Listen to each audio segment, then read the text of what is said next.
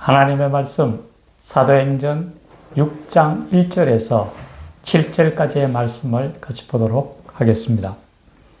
그때 제자가 더 많아졌는데 헬라파 유대인들이 자기의 가부들이 매일의 구제에 빠짐으로 히브리파 사람을 원망하니 12사도가 모든 제자를 불러 이르되 우리가 하나님의 말씀을 제쳐놓고 접대를 일삼는 것이 마땅하지 아니하니 형제들아 너희 가운데서 성령과 지혜가 충만하여 칭찬받는 사람 7을 택하라.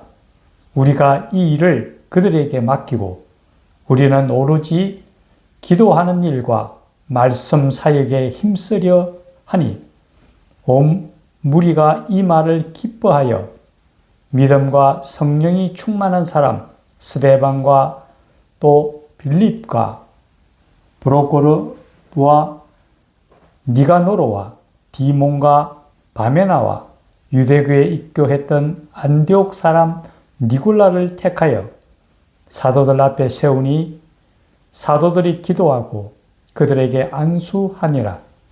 하나님의 말씀이 점점 왕성하여 예루살렘에 있는 제자의 수가 더 심히 많아지고 허다한 제사장의 무리도 이 도에 복종하니라. 아멘.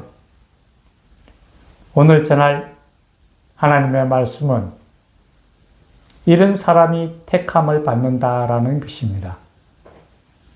이 시간 성령께서 우리의 마음을 주장하시고 우리의 눈을 열어 주의 법의 기이함을 보게 하심으로 이 시간 우리 모두에게 은혜가 충만한 시간이 되기를 간절히 축원합니다. 오늘 성경 본문에는 두 가부가 나옵니다. 하나는 히브리파 유대인 가부이고 또 한 사람은 헬라파 유대인의 과부입니다. 이 가부가 두 종류로 나뉘는 것은 어떤 역사적 사실에 입각한 것으로 여겨집니다.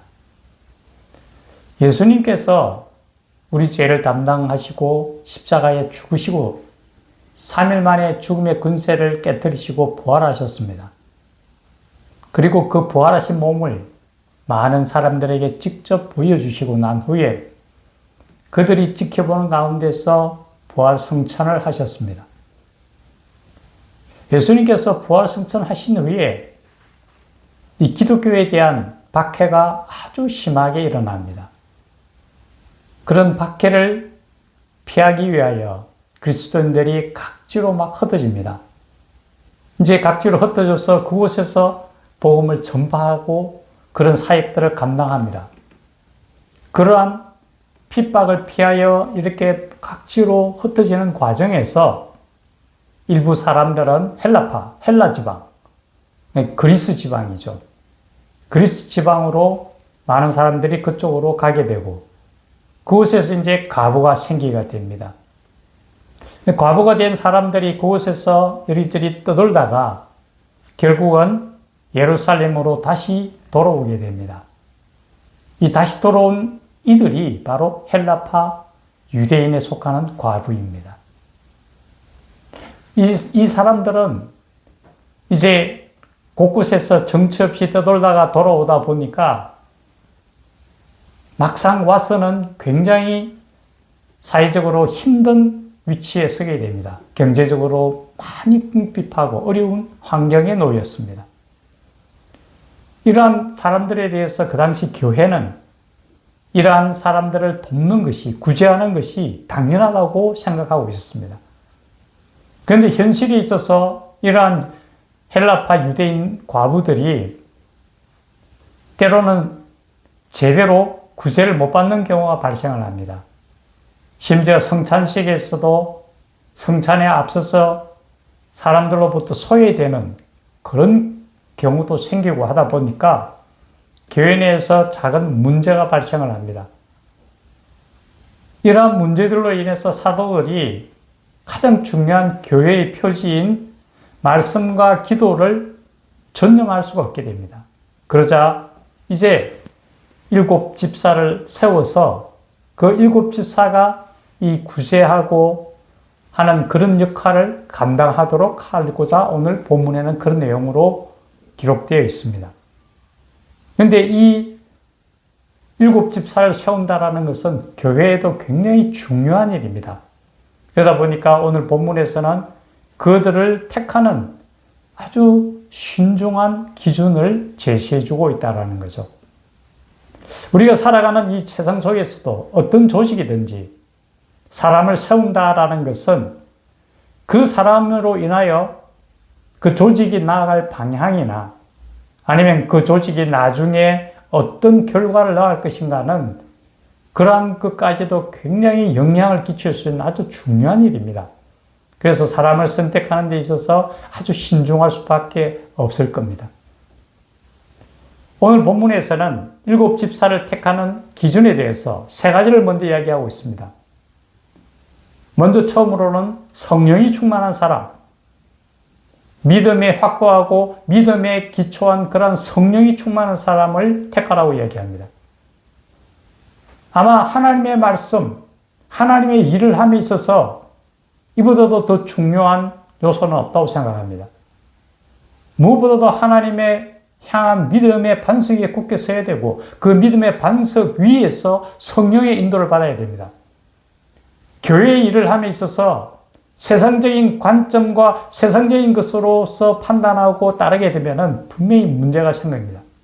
하나님의 일을 함에 있어서는 가장 중요한 것은 성령을 통해서 인도함을 받아야 된다는 거죠. 하나님이 주시는 영적인 분별력을 가지고 살이 분별을 해야 되고 어떤 무슨 일을 결정하더라도 성령의 인도하심 없어서는 안 된다는 거죠.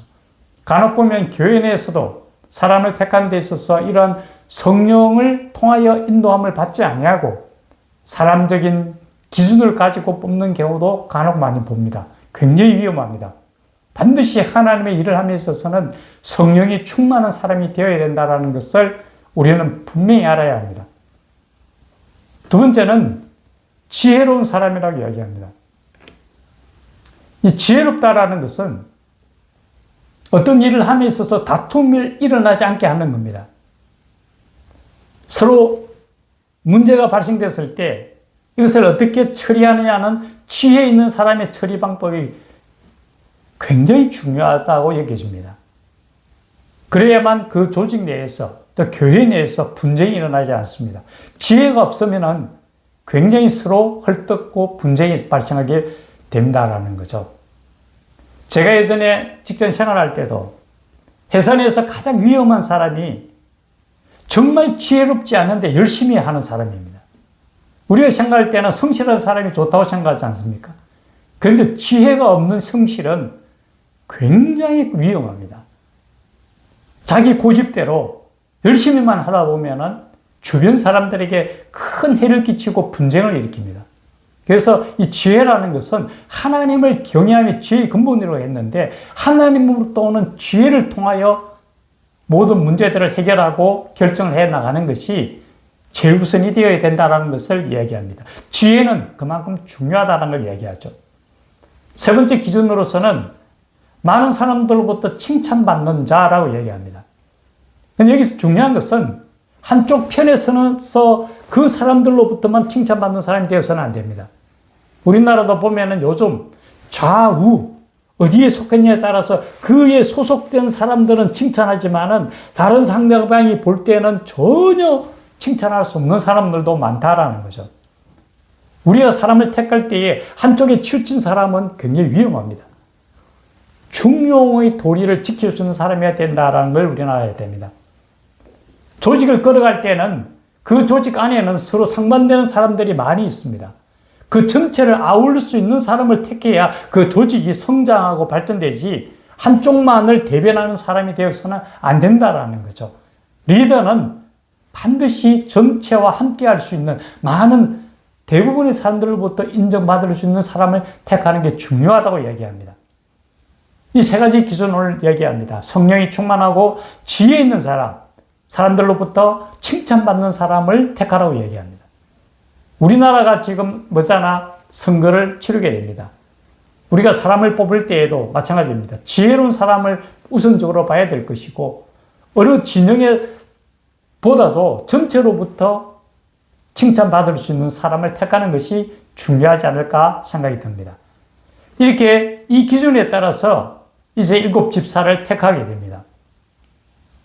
이 7 집사님이 이제 교회의 행정적이면 구제와 그런 여러 가지 복지 혜택과 그런 행정적인 업무를 담당하게 되고 나머지 사도들은 말씀과 기도에 전념하게 됩니다.